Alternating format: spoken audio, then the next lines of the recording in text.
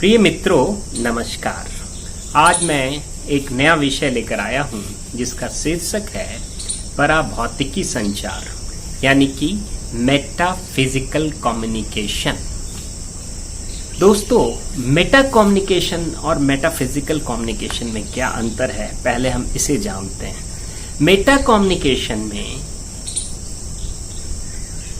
शाब्दिक संचार और अशाब्दिक संचार के बीच कोई तालमेल नहीं होता, कोई सहमति नहीं होता, कोई मेल मिलाप नहीं होता, कोई उसके बीच संबंध, सीधा संबंध नहीं होता, कोई सामंजस्य नहीं होता।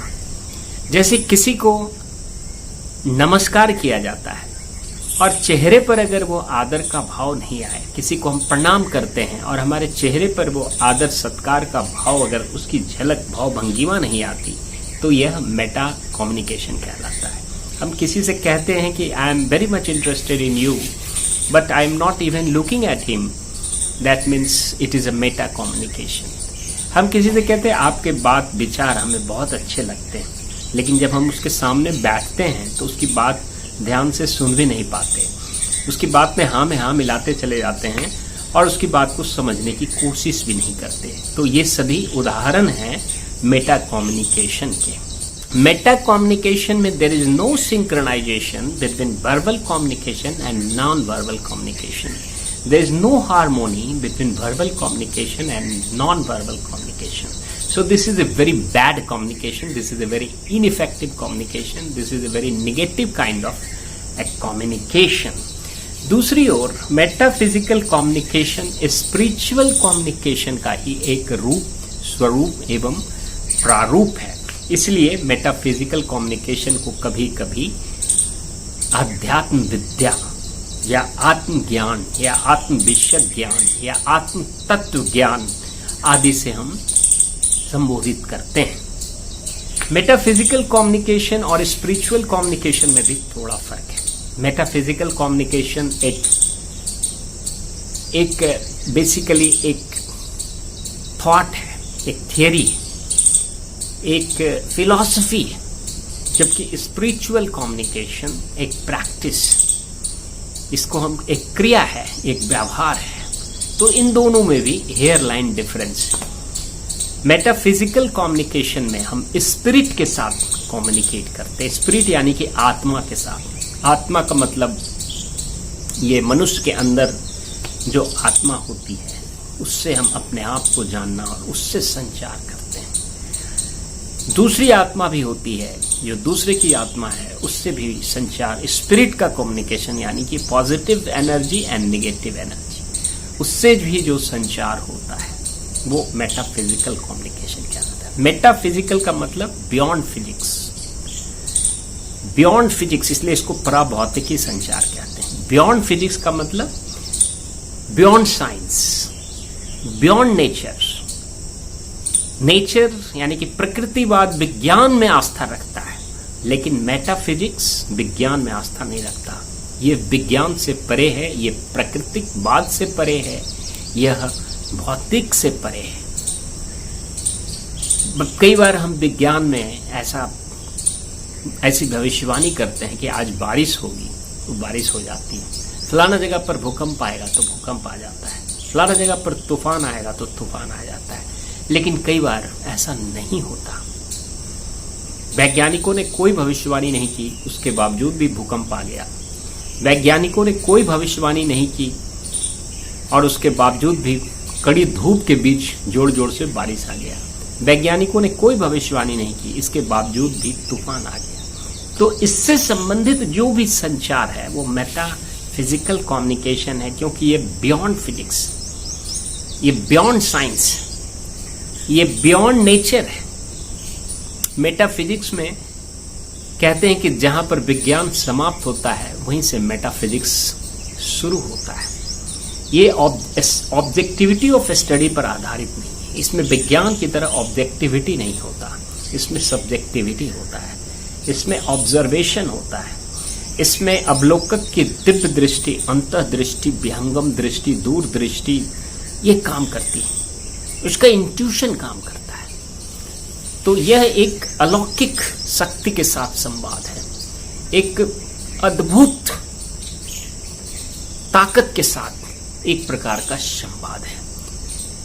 मेटाफिजिकल कम्युनिकेशन को हम हिंदी में तत्व मीमांसा भी कहते हैं। मेटाफिजिक्स को, मेटाफिजिक्स इज ऑल्सो कॉल्ड तत्व मीमांसा। ये दर्शन शास्त्र की प्रमुख शाखा है। दर्शन शास्त्र की 3 प्रमुख शाखा है, तत्व मीमांसा, ज्ञान मीमांसा और मूल्य मीमांसा। इन तीनों में जो तत्व मीमांसा है, इसमें हम ईश्वर के ज्ञान का, ईश्वर के बारे में अध्ययन करते हैं, भगवान के अस्तित्व, ईश्वर है कि नहीं है, ईश्वर है तो किस रूप में है, ईश्वर कहाँ है, ईश्वर की क्या क्या शक्ति है, इन सब चीजों का अध्ययन हम तत्व मीमांसा यानी कि मेटाफिजिक्स के तहत करते हैं। इसके तहत हम सृष्टि शास्त्र का भी अध्ययन करते हैं। ये सृष्टि है, तो ये सृष्टि कैसा है, ये सृष्टि के रूप स्वरूप क्यों बदल रहे हैं। कहते हैं यथा पिंडम तथा ब्रह्मांडम, जैसा पिंड होगा वैसे ही ब्रह्मांड होगा, जैसा ग्रह नक्षत्र होगा वैसा ही ब्रह्मांड होगा। वर्तमान में जैसे कोविड-19 चल रहा है, तो हम कहते हैं कि जितने भी ग्रह हैं वो वक्री चल रहे हैं। बुध वक्री चल रहा है, शुक्र वक्री चल रहा है, गुरु वक्री चल रहा है, शनि वक्री चल रहा है, केतु वक्री चल रहा है, राहु वक्री चल रहा है। इतने ग्रह उल्टी चाल चल रहे हैं। तो इसका प्रभाव ब्रह्मांड में देखने को स्पष्ट मिल रहा है कि कोविड-19 और विश्व युद्ध जैसी स्थिति, ये सब इसलिए शास्त्रों में लिखा गया है यथा पिंडम तथा ब्रह्मांडम। जैसा पिंड होगा वैसा ही ब्रह्मांड होगा। जैसे ग्रह होंगे, जैसे नक्षत्र होंगे, जैसे तत्व मीमांसा होंगे, जैसे तत्व पृथ्वी पर होंगे, ब्रह्मांड में होंगे, वैसा ही ब्रह्मांड का स्वरूप भी होगा। इसलिए हम शास्त्र की ये बात को फिर से कह रहे हैं, यथा पिंडम तथा ब्रह्मांडम। दोस्तों, मेटाफिजिकल साइंस में विज्ञान की तरह लॉजिकल रीजनिंग नहीं होता, इसमें एब्स्ट्रैक्ट रीजनिंग होता है। तो metaphysics is a highly abstract and overly theoretical without substance.